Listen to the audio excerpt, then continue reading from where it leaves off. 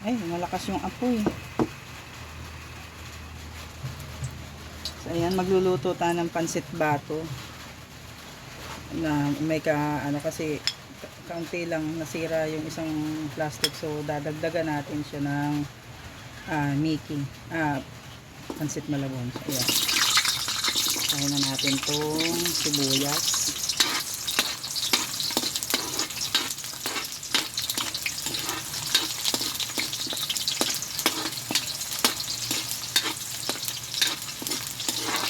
Pansit lang natin. Kayo mga kaprobinsya, paano kayo magluto ng pansit? Kahit anong klaseng pansit. Ako kasi, pag nagluluto ako, sinusutay ko muna ito. Yan, ganito. Tsaka yung mga sahog. Tapos, pag na yun, medyo okay na, tatanggalin ko siya sa kawali. Parang toppings na lang. Sasalang yung pasta.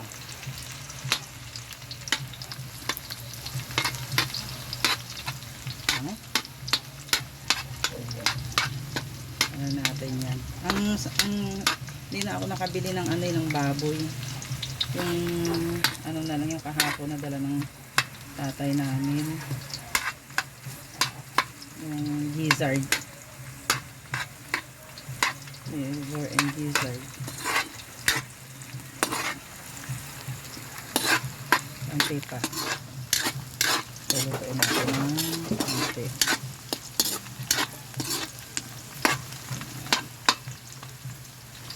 Kasi mamaya naluluto pa naman siya pag nilagay natin ang isa. Kaya lagyan na natin itong Ang ginawa ko dito, pinakuluan ko siya muna kasi yung broth niya, yun ang isasabaw ko sa pansit naman.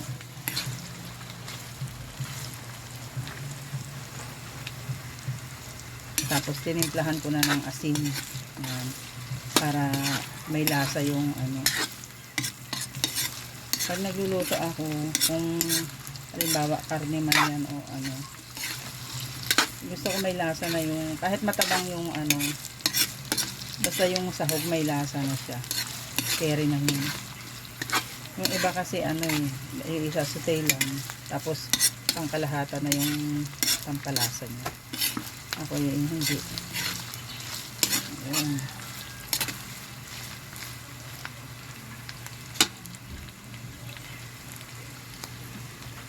Lagyan natin ng timplahan ulit natin ng kaunting asin.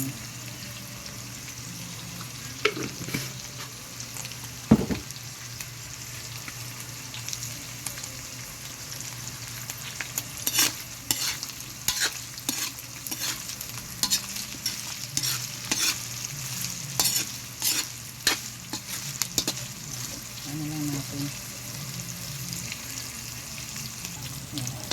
So, ayan. Nalagyan na natin yung gulay. Hindi na ako titipid tayo bumili lang yung anak ko ng yung nakabalot-balot ng yan. 20 daw ang isang balot niyan. Alin? Hindi iba yun. Yung una yun. So, ayan. Susutay lang natin siya. Diba? Hindi ko na siya ganyan na lang. Anong hiwa yung binili. Yung beans, hinati ko lang. Ayan.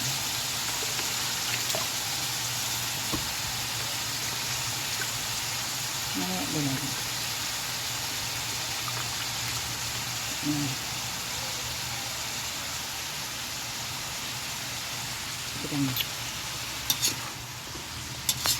Ano lang natin to.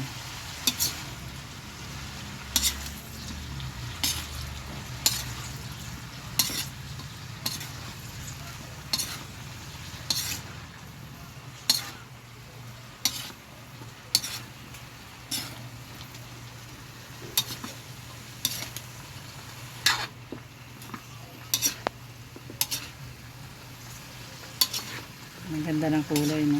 Ang ganda ng kulay ng carrots.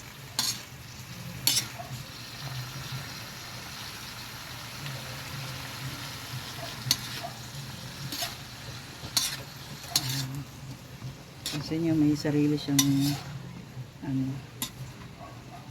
Pag ako nag-ano ng gulay, diba, huhugasan. Tapos ilalagay ko ulit siya sa tubig. Ayan. Tapos, pag ilalagay ko na siya, dun siya galing sa tubig. Tapos, ayan, di ba meron siyang, ano, kaya hindi mo na kailangan maglagay ng tubig kasi may sarili ng tubig yung gulay. Yun yung ano ko. Ayan.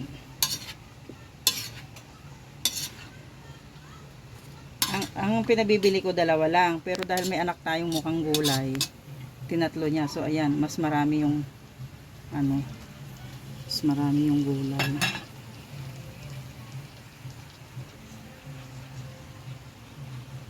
Paanin muna natin. Okay po. Pag natin ubusin, hindi yung kakasa. Isang plastic yung binili ng anak ko na pansit canton. Eh, tapos inimix namin yung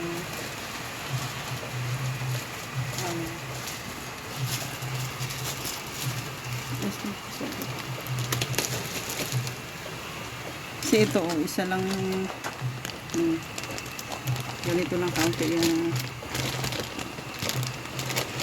adurog man po siya. Ito yung pansit bato. Pinol.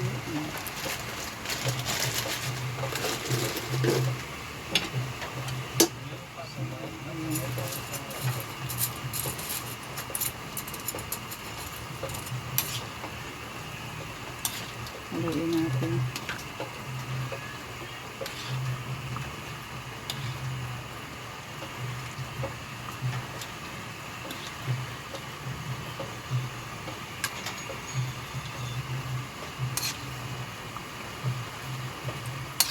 Pansit bato with canton.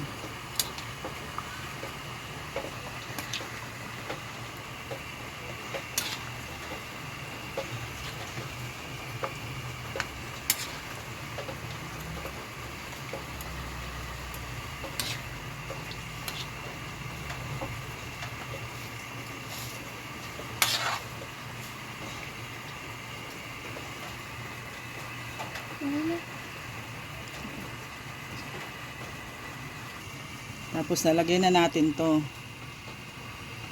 Ayan.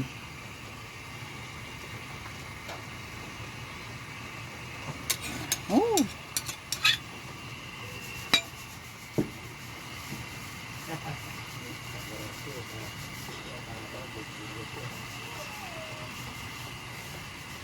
Haluin na natin. Naluluto na yung ano.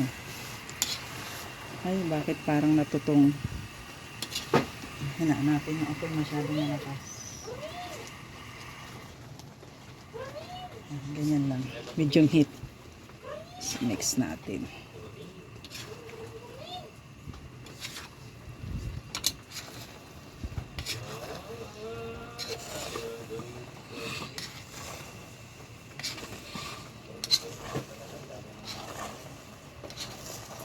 Natuyuan ng sabaw.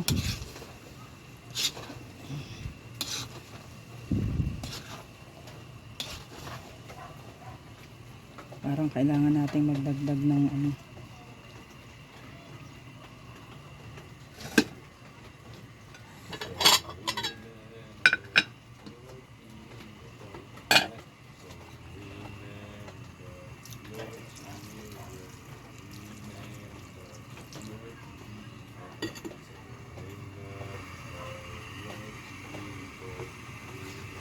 Haluin lang natin.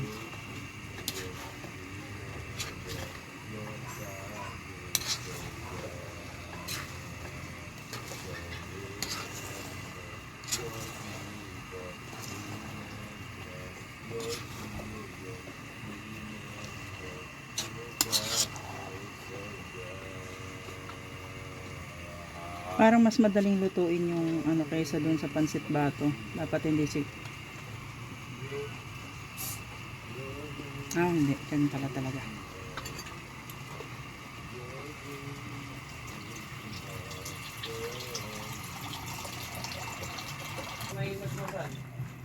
So, yan.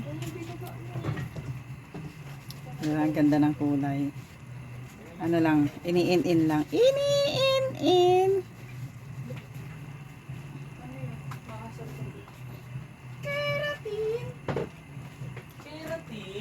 Late na yan. Itong pa-birthday nila.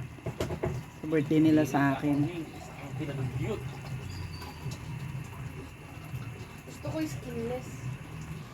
So, ayan. Ito na ang finished product natin. Luto na! So, ano pa hinihintay? Kainan na! Ayan. Happy eating everyone!